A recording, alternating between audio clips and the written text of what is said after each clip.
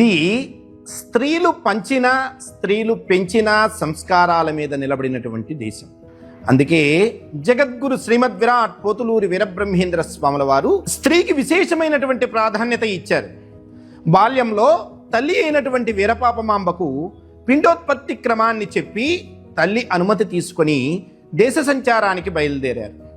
అచ్చమ్మ ఇంట గోపాలన చేసి ఆ అమ్మ ఆతిథ్యాన్ని స్వీకరించి అనుగ్రహించడమే కాకుండా కాలజ్ఞానాన్ని మొదటిగా ఆ అమ్మకే వినిపించారు.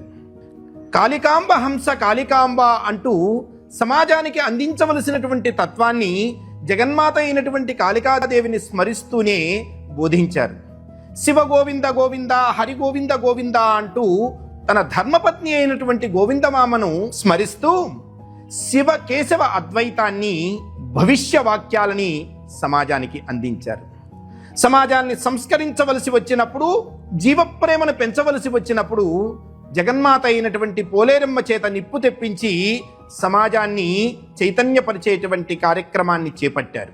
తన తత్వానికి వారసురాలిగా జగన్మాత ఈశ్వరీదేవిని ప్రకటించారు. తల్లి తండ్రి గురుడు దైవంబులందున తల్లి పూజ ముఖ్యమెల్లరకును, సృష్టికంతటికి స్త్రీ ప్రధానము కదా కాళికాంబ హంస కాళికాంబ అంటాడు.